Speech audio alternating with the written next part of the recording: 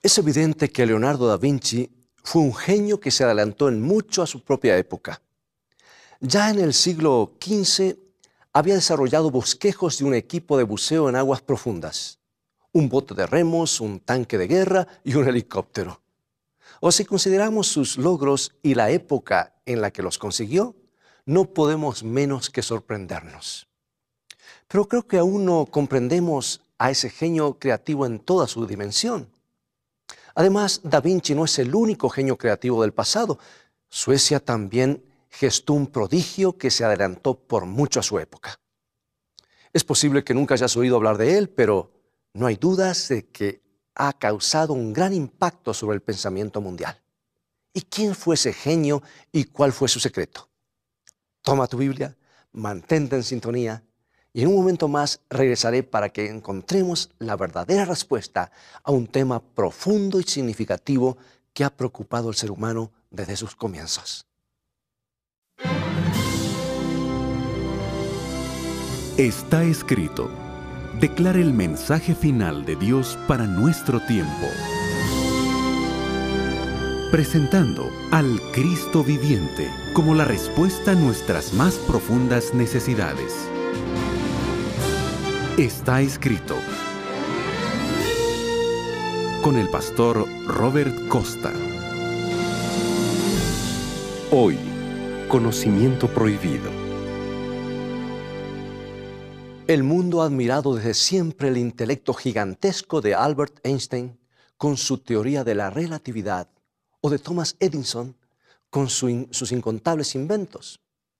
Pero en el concepto de muchos, Leonardo da Vinci está al tope de la lista histórica de los genios creativos, no solo porque se destacó en muchos campos distintos, sino porque soñó con cosas que no fueron inventadas sino 400 años después de su época. Por ejemplo, se cuenta que un día Leonardo estaba contemplando el movimiento de algunos peces en el agua y al ver cómo se movían en medio que era desconocido para las personas, se le ocurrió una idea original. ¿Por qué no inventar una máquina que les permitiera a los humanos moverse bajo el agua como los peces? Fue hasta su tablero de dibujo y diseñó los planos de una máquina que permitiera viajar bajo el agua. Nunca llegó a construir un prototipo de su submarino, porque otros proyectos distrajeron su atención antes de que pudiera hacerlo. Pero se le reconoce el mérito de haber sido el primero en pensarlo. Tuvieron que pasar más de 100 años para que se construyera un submarino viable. Y cuando Cornelio van Drever fabricó el suyo en 1624 y pudo descender a una profundidad de 7 metros durante unas pocas horas, el submarino tal como conocemos hoy recién llegó a existir en el siglo XX, casi 500 años después que Leonardo lo hubiera imaginado. Además de los planos de submarino, diseñó un traje de cuero para bucear en profundidades que le permitiera al buzo caminar por el fondo del océano por tiempo ilimitado en realidad. Otros logros incluyen un carro o tanque armado, un paracaídas y los primeros planos de máquinas voladoras y helicópteros. Pero no fue el único intelecto brillante que existió en la Edad Media. Algunos años más tarde, bien al norte de Suecia, nació un hombre que también soñó con aviones y submarinos. Su nombre fue Emanuel Swedenborg. Y aunque es probable que nunca hayas oído hablar de él, es casi seguro que su modo de pensar ha alcanzado tu vida de alguna manera. Bueno, él nació en Estocolmo en 1688. Su padre, Jasper, era un distinguido pastor luterano y el capellán de la corte del rey de Suecia. A edad muy temprana, el joven Emanuel se destacaba del resto de sus congéneres gracias a sus increíbles logros intelectuales. Algunas personas estiman que debe haber tenido un cociente intelectual de 200, que es increíble si consideramos que 100 es el estado estándar y un cociente de 130 es suficiente para pertenecer al exclusivo club Mensa para genios. Su mente estaba ávida de conocimientos y cuando Swedenborg era aún muy joven, ya dominaba 7 disciplinas académicas. En 1709 se graduó de la Universidad de Uppsala y después de un año viajó fuera de su tierra en busca de mayores conocimientos. Primero fue a Londres y luego a Cambridge, con la esperanza de estudiar con el gran científico Isaac Newton, pero recibió una desilusión porque Newton había sido nombrado director de la Casa de la Moneda y ya no estaba accesible. Así que Swedenborg buscó otro mentor y lo encontró en un íntimo amigo de Newton, un hombre llamado Edmund Halley.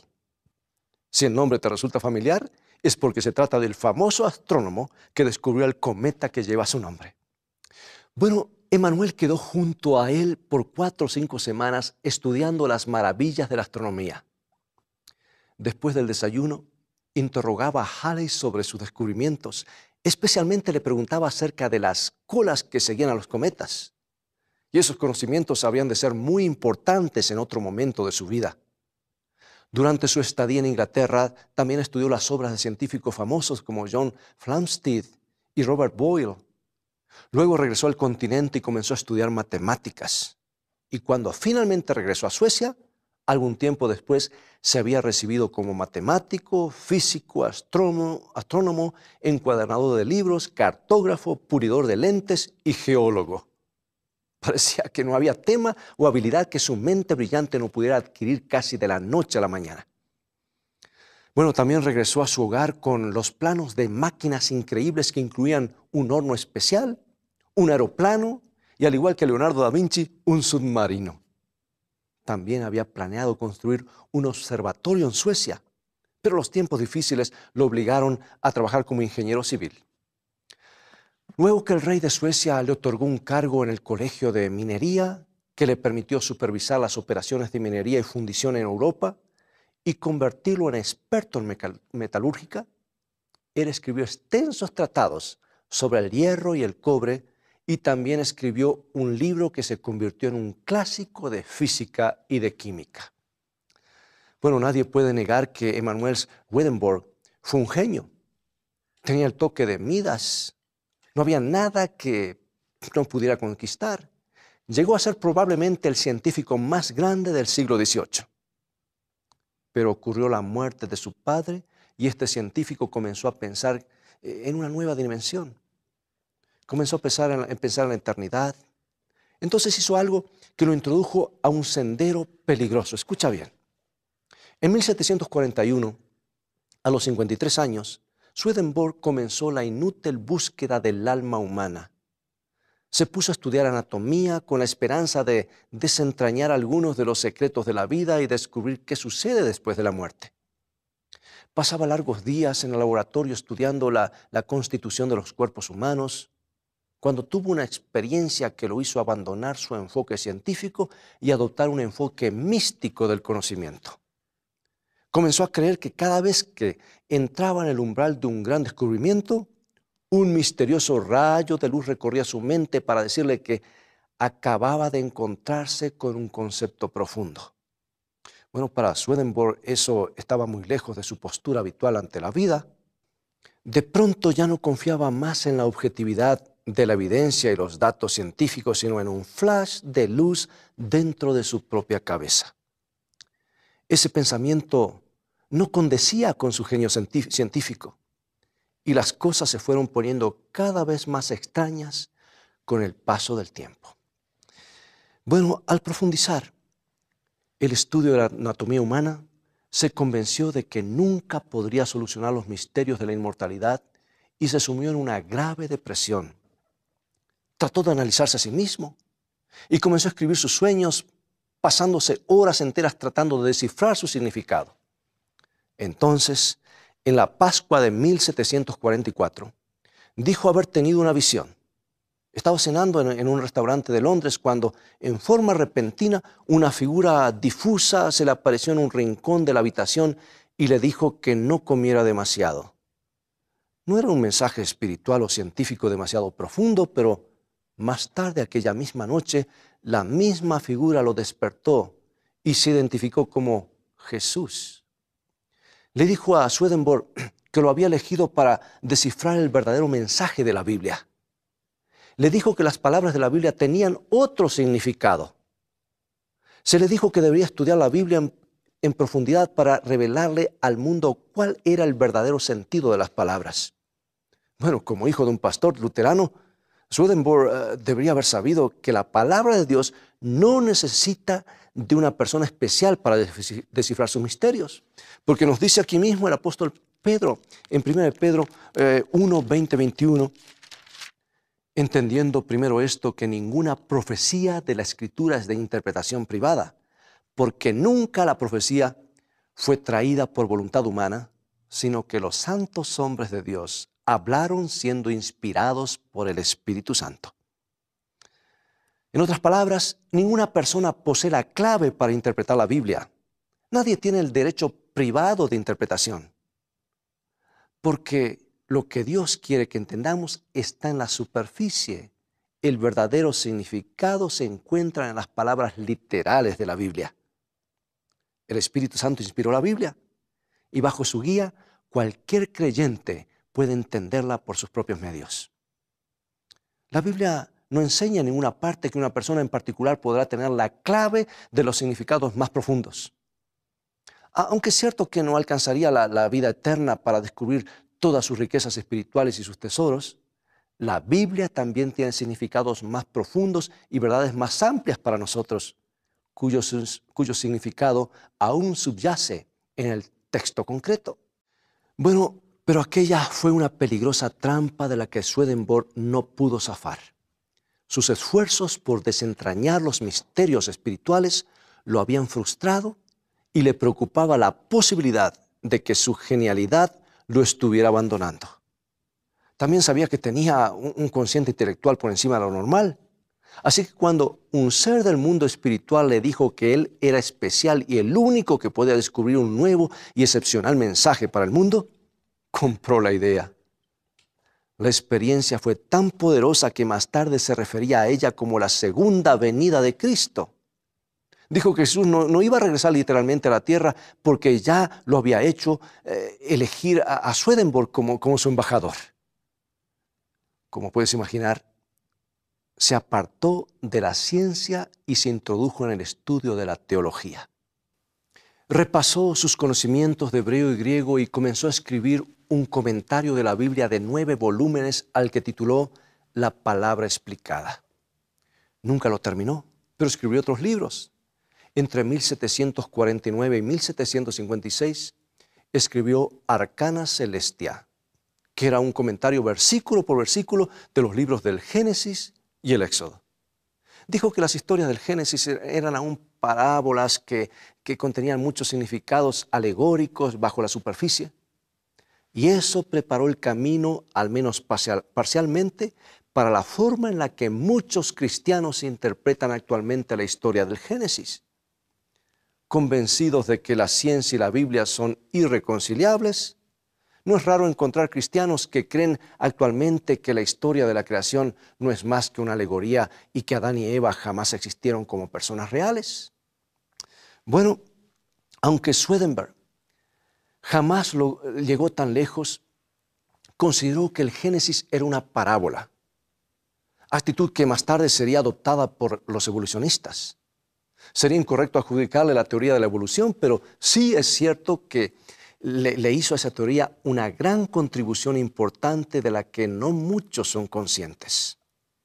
Swedenborg se fue introduciendo más y más en el mundo del espiritismo y comenzó a realizar algunas proezas sorprendentes. Por ejemplo, 1759, él se encontraba en una reunión dominical en un hogar en Göteborg, a considerable distancia de Estocolmo. Cerca de las 6, salió de la habitación y luego de algunos instantes regresó con el rostro demudado. Anunció que se acababa de desatar un incendio feroz en Estocolmo y que se estaba expandiendo a toda velocidad. La casa de uno de sus amigos se había convertido en cenizas y su propia casa corría peligros. Entonces volvió a salir de la habitación. A las 8 en punto regresó con una expresión de alivio en el rostro y dijo: el fuego terminó. Fue extinguido a 3 puertas de mi casa. Bueno, resulta que 3 días más tarde llegaron noticias de Gothenburg por el Pony Express contando que había habido un gran incendio en Estocolmo y que había sido dominado a 3 puertas de la casa de Swedenborg. ¿Cómo lo supo? ¿Cómo se enteró de lo que había sucedido en Estocolmo sin haber estado allí? Bueno, lo cierto es que se había iniciado en el ocultismo y se estaba comunicando con los que suelen llamarse espíritus de los muertos. Esos espíritus le informaron acerca del fuego en Estocolmo y también le dijeron muchas otras cosas. En 1762, mientras dirigía una sesión pública, Swedenborg tuvo la visión de un joven noble ruso llamado Pedro II, que era nieto de Pedro el Grande y heredero al trono. Resulta que en la visión Swedenborg vio el joven Pedro que era estrangulado en la celda de una prisión. 2 semanas más tarde llegaron las noticias de San Petersburg confirmando su visión. Poco antes de que lo liberaran y pudiera contraer matrimonio, Pedro había sido estrangulado dentro de la prisión. Los espíritus también le contaron con misteriosa exactitud otra cantidad de cosas, incluyendo dónde encontrar un recibo faltante y dónde estaban las joyas de la reina que habían desaparecido misteriosamente. En ambos casos, la información fue absolutamente exacta, pero peligrosamente engañosa a la misma vez. Si esos mensajes provenían realmente de Dios, como él afirmaba, jamás hubieran contradicho la Biblia, porque Dios no cambia su manera de pensar.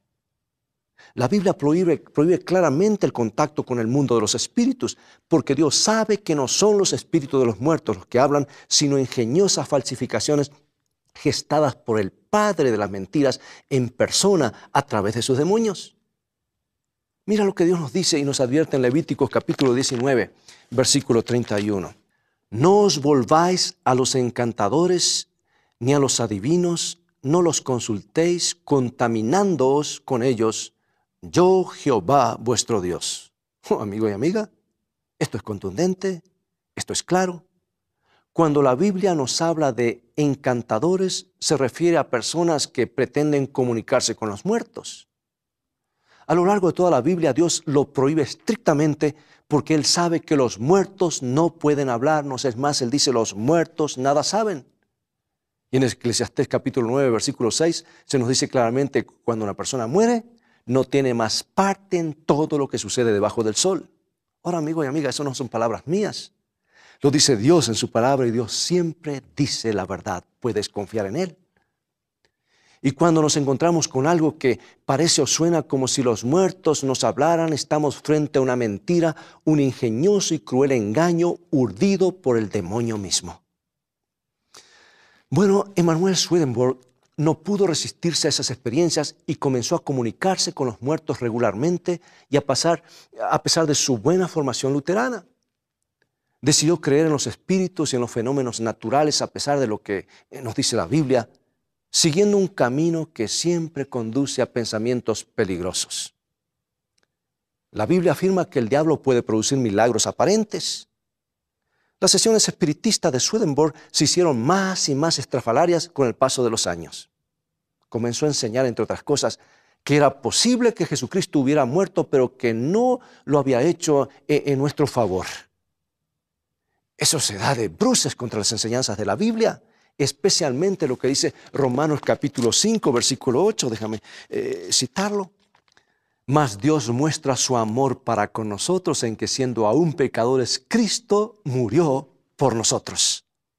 Bueno, es obvio que Swedenborg había leído el libro de los Romanos y sabía que contradecía su nueva teología, pero lo solucionó de manera muy simple al decir que todo lo que había escrito el apóstol Pablo era inválido.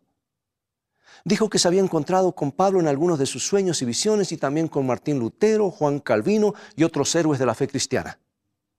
Dijo que había discutido con Pablo y que el apóstol había perdido la discusión y admitido que Swedenborg tenía razón. Lamentablemente, Swedenborg no consultó la Biblia con más cuidado, porque se hubiera encontrado con la advertencia que dice Isaías capítulo 8, versículo 20, y esta es muy clara para pasarla por alto. A la ley y al testimonio, si no dijeren conforme a esto, es porque no les ha amanecido. En otras palabras, si alguien, incluyendo a cualquier visitante del mundo espiritual, nos dice que la Biblia está equivocada, debemos ignorarlos por completo porque no hay luz en ellos. No era Pablo quien estaba equivocado. Bueno, amigo y amiga, eso nos lleva directamente a la mayor contribución que le hizo Swedenborg a la teoría de la evolución. Al visitar a Edmund Halley en Inglaterra, Emmanuel había comenzado a pensar en las largas colas que seguían a los cometas. Y durante 22 años había estado pensando en ellas hasta que llegó a la conclusión de que en algún momento en la historia del universo el Sol había girado tan violentamente que de él se habían desprendido los elementos que conformaron los planetas. Para el tiempo en el que comenzó a involucrarse con el ocultismo, publicó la teoría de que nuestro sistema solar había sido creado por gases gravitatorios. También le dijo a la gente que en el estado de trance, seres provenientes de Júpiter y Saturno le habían confirmado que su teoría era concreta. Y es más, que él estaba en lo correcto. En esencia dijo, nuestro mundo proviene de un largo proceso de expansiones gaseosas, pero no de la mano del Creador. Esa fue la primera hipótesis nebular y se convirtió en la base de la mayoría de las teorías sobre el origen de las estrellas y los planetas que existen hasta el día de hoy. Bueno, Immanuel Kant, Charles Darwin, Chamberlain, Moulton, Wimpley, Kuiper y otros famosos científicos elaboraron las suyas a partir de esta. Bueno, resulta que la teoría del Big Bang y otras teorías por el estilo no tienen sus raíces en el ambiente estéril de los laboratorios científicos, sino en la mente de un hombre que consultaba a los espíritus en busca de consejo. Y Swedenborg mismo admitió que su información había sido plenamente confirmada en las sesiones espiritistas. Un procedimiento que Dios ha prohibido completamente. Amigo y amiga, piénsalo. ¿Qué posibilidades hay de que Swedenborg haya sido engañado y que todos hayamos sido engañados? Su influencia sobre el pensamiento occidental ha sido tremenda. Sus obras teológicas antibíblicas han sido leídas y aceptadas por miles de personas. Helen Keller, la famosa conferenciante ciega y muda, dijo, reconozco mi profunda deuda con Emmanuel Swedenborg por haberme dado una interpretación de la Biblia más rica. El mismo Franklin Roosevelt dijo, en un mundo en el que la voz de la conciencia suele ser demasiado suave, existe la necesidad de liderazgos espirituales, como el particular ejemplo de Swedenborg. Ralph Waldo Emerson, Carl Jung, Thomas Carlyle, Norman Vincent Peale y hasta el legendario Johnny Appleseed fueron entusiastas seguidores de lo que Swedenborg escribió bajo la dirección de los supuestos espíritus de los muertos. Oh, es muy fácil caer en las redes del engaño cuando jugueteamos con el mundo espiritual, y Dios lo sabe. Algunas de las mentiras más grandes del mundo actual son el resultado de que algunas pocas personas creyeron lo que los espíritus le dijeron. Por ejemplo, Eva creyó a una serpiente que le hablaba. Y déjame decirte algo. Si el diablo fue capaz de transformarse en serpiente, él puede transformarse en cualquier cosa con tal de engañar y pasar mensajes falsos. Y bueno, desde el tiempo de Eva, todos tuvimos que pagar por ello. Swedenborg escuchó a un visitante sombrío que apareció en su habitación y solo la eternidad nos permitirá conocer cuántas personas han pagado el precio por ello. No necesitamos recurrir a los psíquicos, los medios espiritistas, los astrólogos o los adivinadores para saber qué hacer con nuestras vidas.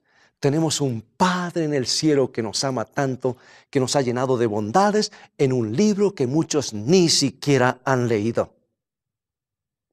Amigo y amiga, este es el manual de Dios para ti y para mí. Dios tiene una buena razón para prohibir ciertos conocimientos. Los ha prohibido porque son mentiras y Dios te ama demasiado como para permitir que creas en ellos. Escucha este canto y en un momento más regresaré para que oremos juntos.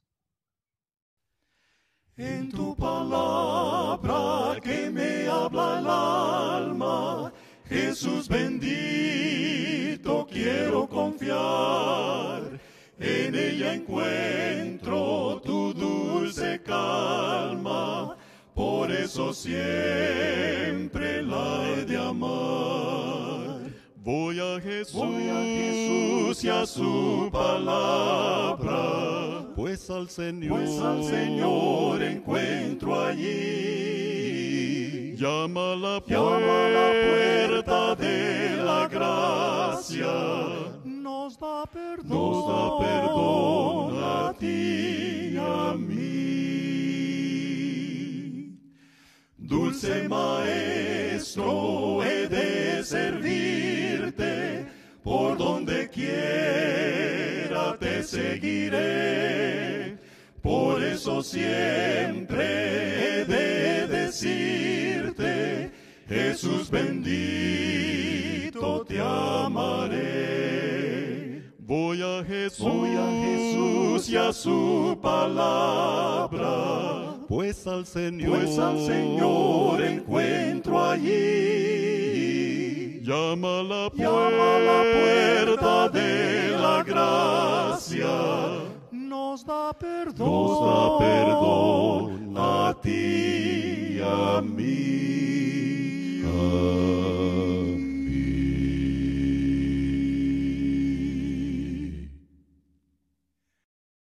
Gracias por ese himno.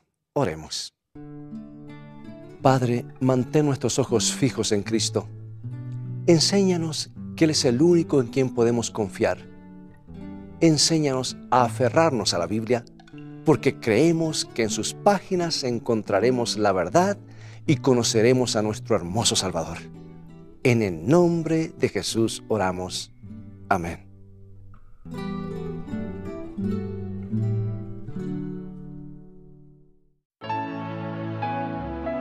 La palabra de Dios nos trae rayos de luz y esperanza.